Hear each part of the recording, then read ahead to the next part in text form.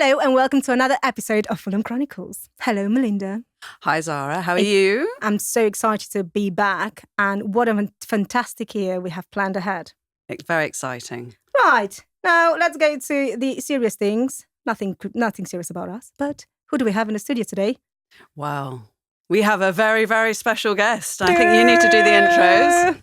Right, VIP. so VIP? Am I doing my own intro? Oh, No, that's speaks. great. No, don't worry. James speak. F Reynolds stands as one of the UK's foremost and accomplished producer-mixers, a track record of 5 UK number one hits, numerous Billboard number ones, and a lovely top 10 singles from global music icons.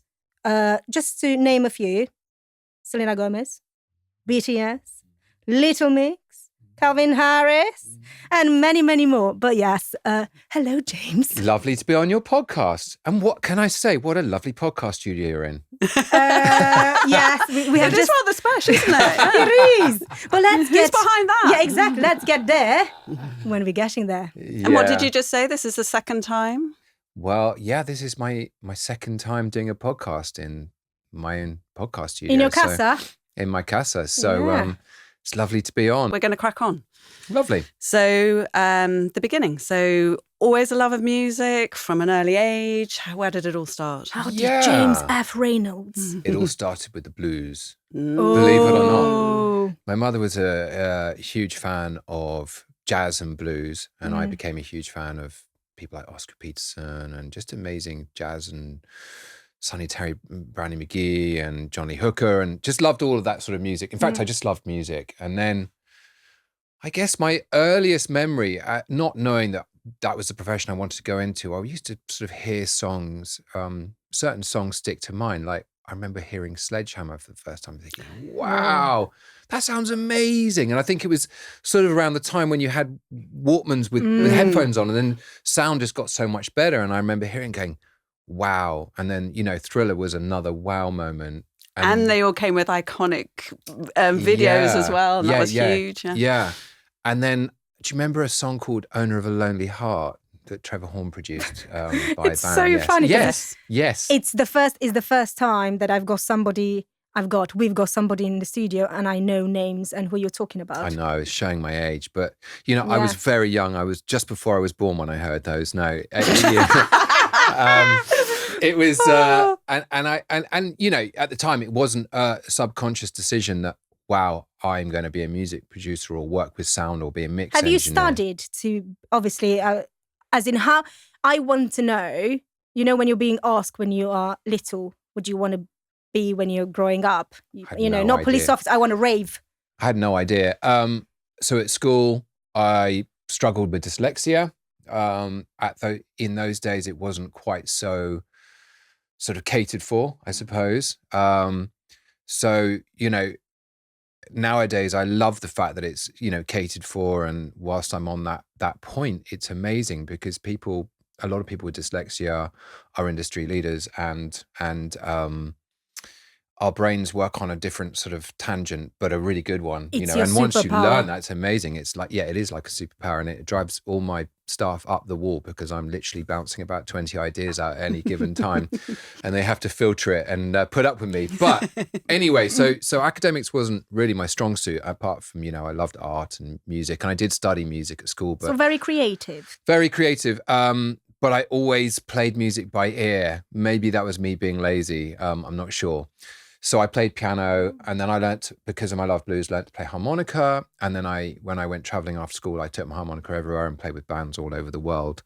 Oh wow! So And you have quite of a story to tell. Yeah. And then I ended up living in Paris. And when I was living in Paris, I was studying French business, which between you and me, I can't imagine you in Paris.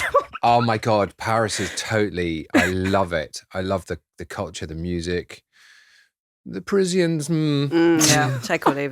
But the city itself and the how they embrace music and everything else was amazing. And reality is I was there because I had a girlfriend in Paris and needed to get there. So I spent a year supposedly studying French business and playing with a lot of bands and, kind of hanging out in a famous jazz club called the Duc de Lombard on Rue Lombard, which was amazing.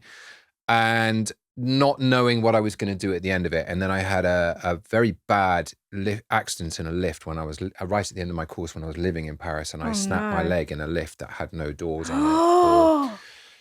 Nothing. So I was going, being a very sort of silly 19-year-old going out clubbing and going down this lift, and I swung my leg forward to stop the sensor to try and be funny and go, let's stop the lift. And I missed and it gripped the wall. The next thing I know, my leg had gone up and snapped up at the knee joint.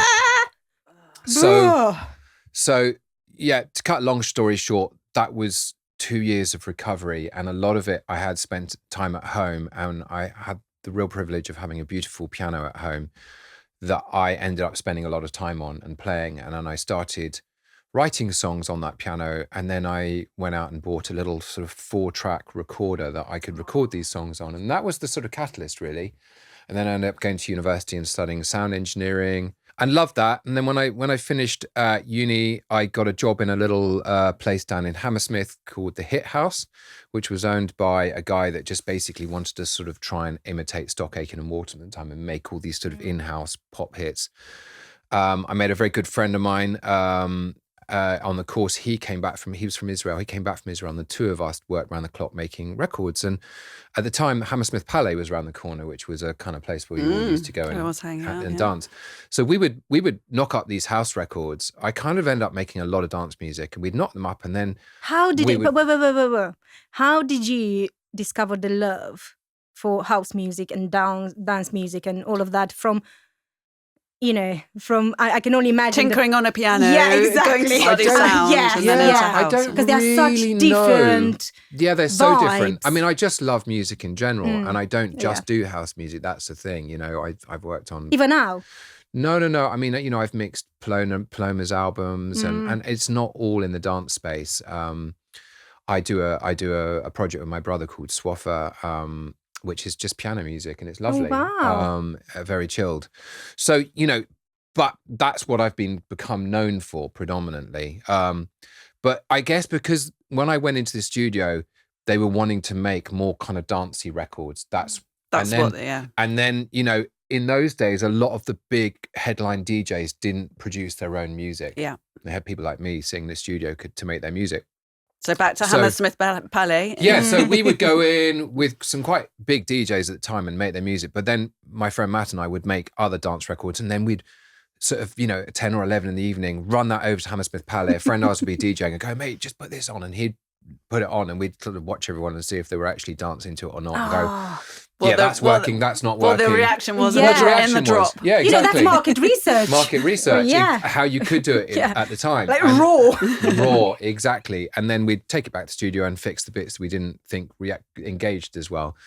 So that kind of happened. And then I moved to another studio in Brick Lane, and then just made probably 4 house records a week for 6 years for lots of different DJs.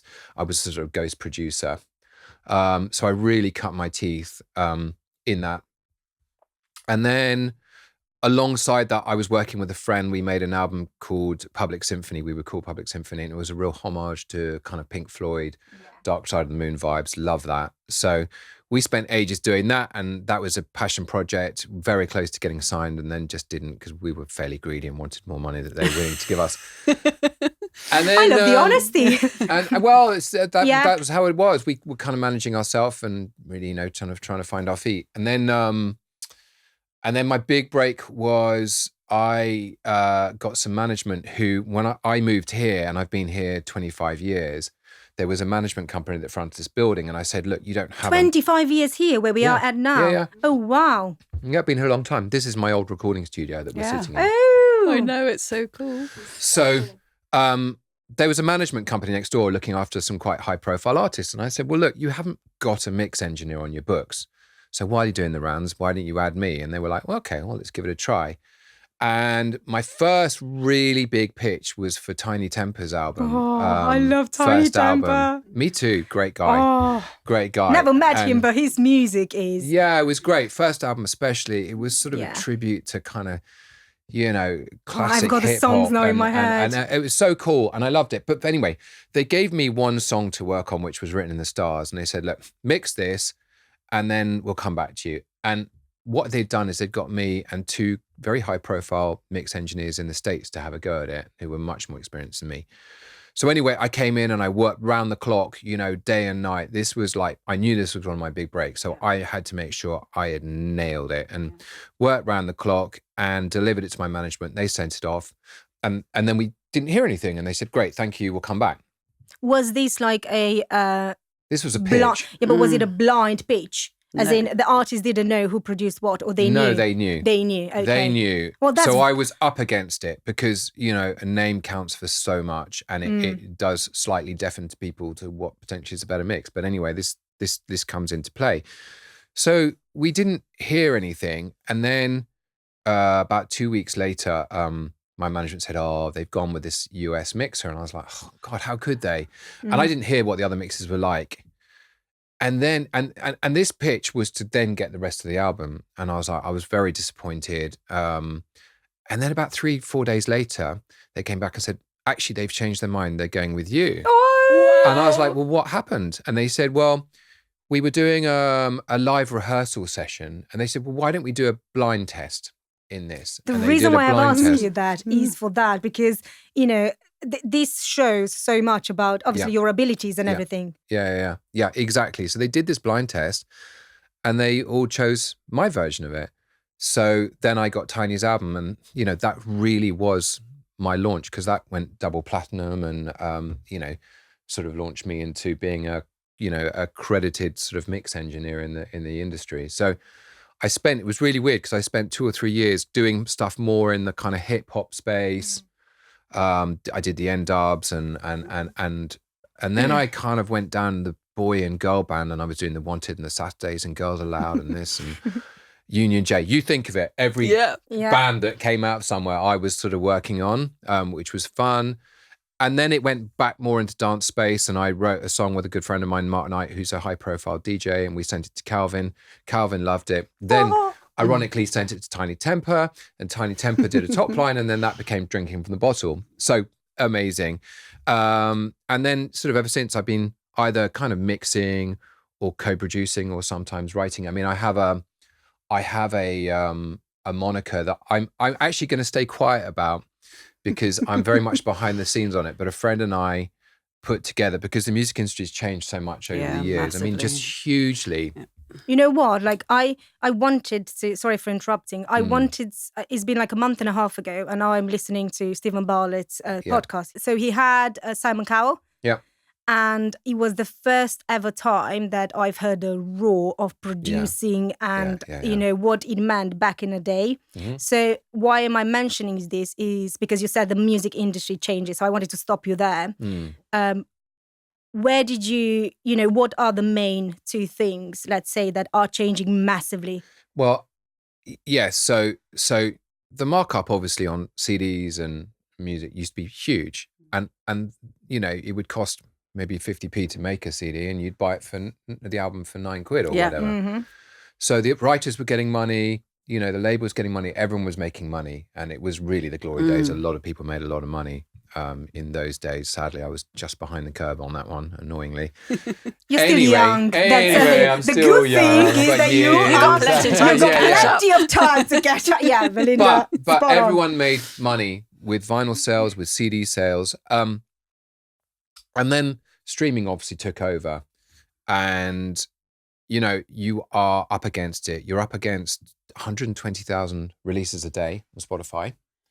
So as a new artist, how do you break through that? And, monetizing, I think 1 million sales is about £4,000, which is not a lot of money. No. So it's a tricky one. So you have to navigate that. And so this kind of brings me to a point that I was talking about that, you've got this weird thing, like even if I met a really amazing artist, if you've got no social media profile or no nous to kind of make a difference, like Fred again got on his bike and went around Hyde Park with a speaker and did something that became viral. This makes me think about and that's so important. And even when I speak to marketing companies, I'm like, oh bloody hell, don't just recycle, think of something outside the box, engage with people. But so I, with a friend 2 or 3 years ago who's a very prolific producer, said, look, why don't we find a young kid to front this that has got that social media savvy?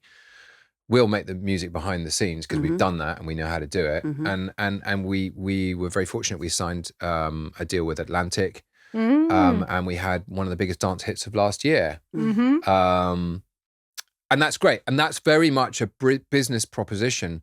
But the flip side of that is a lot of those songs that engage on TikTok are all samples that you download from the internet. Yeah.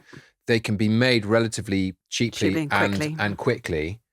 And then you've got these other incredible artists. The other side of it is, for example, with Revival, which is my record label that I'll go into more detail later about, that I've, founded with some amazing people sort of 3.5 years ago.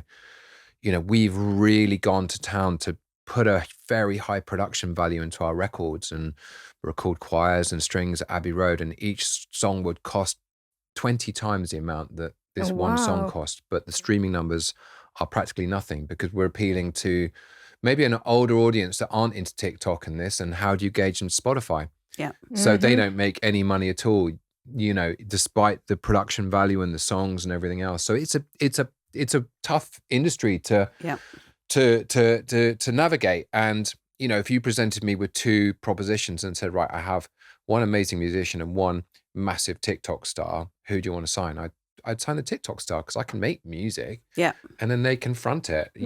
People might see through it. So you're taking a risk there. It's not real all the time, but it's a much easier marketing proposition. I think record companies are now going back to the idea that it's going to take 5 years to really grow an artist. And do they want to do that? There was this thing, I think Atlantic Records dropped about 20 artists that were all TikTok artists, that they had the one hit and then that was it. Yeah. Do you know what I mean? More to kind of see to chance it, see if anyone caught fire, whether they did or not. It hasn't got the sticking power. So they might have had that one hit, but and even my kids are into artists with more substance now. I think that's coming back, which is great. Yeah. So you went obviously from that to coming to Fulham, being here. Yeah. And now we're sat in this fantastic studio, which you kindly let us crash and use. Yeah. No, it's great to have you guys here. Yeah, no, it's really exciting. Thank you. And we've appreciated your support. So yes, how did this all come about? So this was a kind of a lockdown thing. I used to be in here and then I moved out into a bigger room over the corridor about 10 years ago. And then someone was renting this and I was sort of subletting off someone. And then we took over this whole building. So we had 2 other studios to film. But I just saw the way the music industry was and, the rates and, jobbing songwriters, most of them can't even make the money back from their travel expenses, let alone, renting a studio. So we had to think long and hard about what we would do with these rooms that made sense and was a sustainable business. And would work alongside. Yeah, exactly. Would work alongside me, So should we move on to Revival? It's a wonderful story and came out. That again started in lockdown. And an old friend of mine who I used to make a lot of house records with called Peyton, who sang... Do you guys remember Head Candy? Yes, absolutely. So he sang on loads of Head Candy records. His famous one was a song called Higher Place. Do we know the song? Can you sing it? Well, I'm moving on up to a higher place. Do you know that one? Of course. So Peyton's a dear friend and incredible vocalist. Anyway, he phoned me up and 3 years earlier, in fact, let's rewind. 3 years earlier, he phoned me up and said, look, I've got this guy in LA who's approached me. He loves Head Candy and the stuff that I've sung on. And he's asked me to write a song for his wife's 50th birthday as a surprise. Oh, so wow.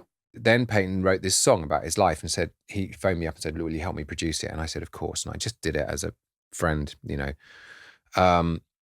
and they loved it. And he went over and performed it for this guy's wife's 50th What an amazing birthday. present. This guy, don't even. I went to the son's wedding last year and I'm like, I hope my daughter never sees this. Because he'd basically hired the Broadway cast to adapt some of the Broadway songs about his son's life, and they performed that at dinner. Oh, wow. So gosh. don't even. So this guy then in lockdown, Peyton phoned me up again and said, this guy Greg, who we did the song for, he loves house music and he's just disappointed with all the rubbish EDM that's out there at the moment. He wants to go back to classic house. Are you up for making some tracks for him?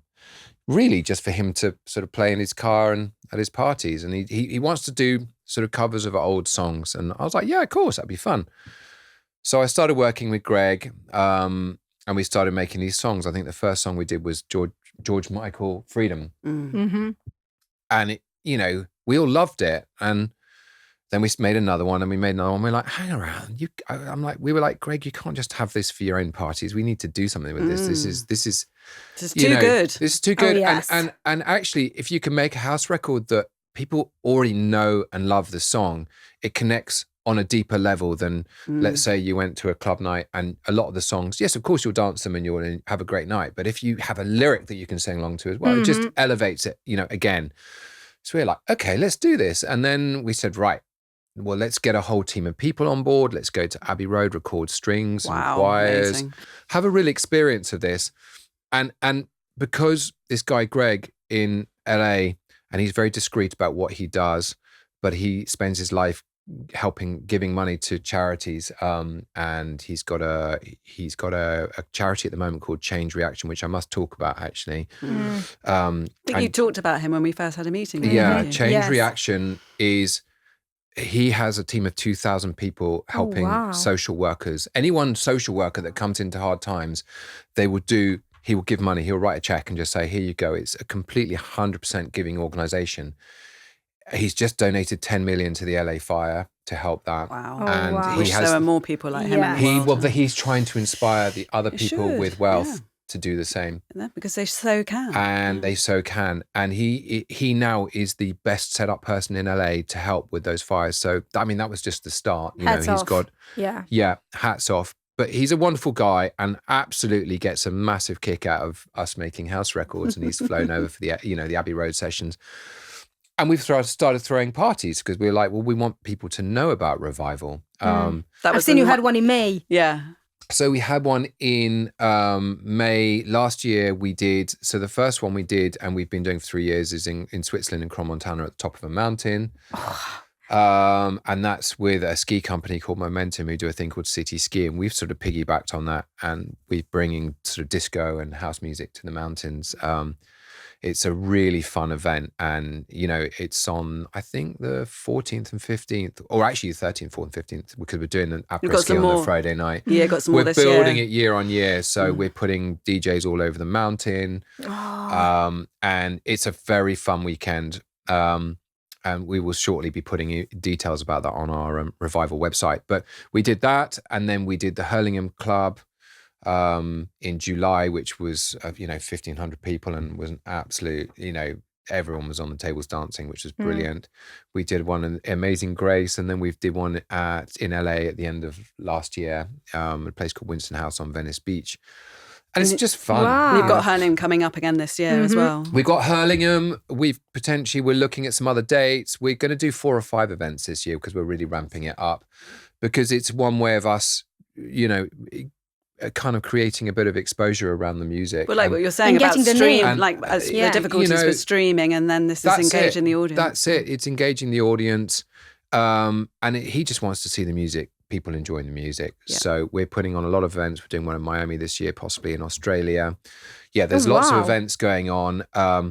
I'm like this. I'm running around like a sort of mad hatter, spinning lots of plates, trying to think about whether I'm working on a mix or an event or a podcast. But you're probably in your element doing that. Exactly. That's it. I run on full steam until I run out, and then I sleep for a while, and then I go back to my full steam again. Come back again. Exactly. We're going back to what we said at the beginning. You're still young, so if not now, when? Exactly. So it's brilliant, and our ethos behind Revival is, we've cut in everyone on the records, even if they're a session musician. Usually with session musicians, you just pay them a fee and that's it. But we've given everyone share of every record we've made. Oh, wow. Because we're trying to support musicians. You know, it's that's you know, big part of our ethos is support session musicians. So it's a proper collective. It's a proper collective. And we've got an amazing sort of family of incredible singers that, you know, and we, you know, in some ways we've had amazing results. I think at the beginning of last year, one of our first releases was Jackie Wilson's Your Love Keeps Lifting Me Higher. Yeah. And Radio 2 loved it. And it was only us, because on radio you have different listings. You have A, B, and C list. And the A list sort of have the heaviest rotation. Mm-hmm. And we went straight to A list with the only other person was Bruce Springsteen. We're currently making a charity single to feed into Greg's foundation. And I'm getting everyone back and trying to persuade a few people to come on board with that as well. So we, you know, we've got a studio day planned next week to go in and record basically a Band-Aid from the house music fraternity for the LA fires to support that. So that's, you know, fun and something lovely to do. So yeah, it's amazing. It's just a wonderful thing, wonderful opportunity for me to be able to do this, you know, and really kind of. No one has the budgets to make records like we do because the record companies don't make it back, or at least the artists don't make it back most of the time. Yeah. You know, it's a rare... I've never understood how that works. You know, you always, you know, when you look at scandals out there, the scandal will always be about the record that have sold the track and the artist. Yeah. And it's always, you know, for somebody like me, I don't know, you know, how Melinda knows about how much she knows about music, but somebody that, you know, doesn't know a lot about the backstage of making music. Yeah. I was always like, how does the artist not make it if it's his voice or her voice, their faces? You know, why is always down to the label? Obviously. I don't think it is. I think it's down to, I mean, I think it's so much harder being an artist now than it ever was because you've just got to have a full set. You can't just be an extraordinary musician. What a statement. You know. No, that's quite of a statement. You know, you've got to have the personality to go with it. Someone who had the full package is like an Amy Winehouse, who was eccentric, incredible musician. It's kind of good in a way that it's coming back to personalities because we grew up in an age of amazing stars. And you've got to be about outspoken. Yeah. You've got to know your mind. It's very easy to get lost as well. You know, I've seen a lot of artists signed to record labels, and then they put this enormous team around you who tell you potentially how you should be. What trends you should be following, and it's you've got to be a really strong person to go, no, that's not what I'm doing. I'm doing it this way. Yeah. And you know, I don't want to sort of, I think within record labels there's a lot of people who are sort of almost kind of just painting by numbers, which isn't the right approach, but also justifying their job by telling people stuff that isn't, you know, that useful. Not all, obviously. There are some great people and some great labels and independent labels, but there's a lot more power in the small independents now, I think. You know, which is people are enjoying it. I mean, look, the one, so it's not all doom and gloom, because the flip side of this is you can be a great musician, and if you've got the nous, you can organize your own self-release, you know, get a distribution company, and just start creating music and putting it out on Spotify. So, and all the other platforms like iTunes and we've done that with my brother now, who's been an incredible musician for years. And I said to my brother Peter, I was like, look, you need to be monetizing this somehow. And I said, it's not going to be a quick process. And we do, you know, we started this thing called Swaffer with him about 3 years ago. And at first it was doing nothing, but we put out one a week or one every 2 weeks consistently throughout the year. Just beautiful, soft piano music. And it was through Platoon, which feed into iTunes. And our iTunes support in the classical space has been amazing. It's grown and grown. Spotify, not so great. And I think that might be a competitive thing. But people are discovering it all the time. And now, 3 years later, my brother has a sustainable income from that, you know, and that's the wonderful thing about it. You know, that's the flip side. If you've got the tenacity and the energy to just keep doing it, eventually those numbers will build up, and you'll start with £500 a month, and then next year might be 1,000, and then 2,000 the following year, 3,000. And eventually you go, wow, okay. This and that, you're not stopped at doing one artist profile. No. So we actually have 4 profiles with him that we now do. He's doing what he loves, and as you say quite rightly, he's being paid for exactly. it. I know a guy that started sort of very chilled paddy meditation music maybe 5-6 years ago.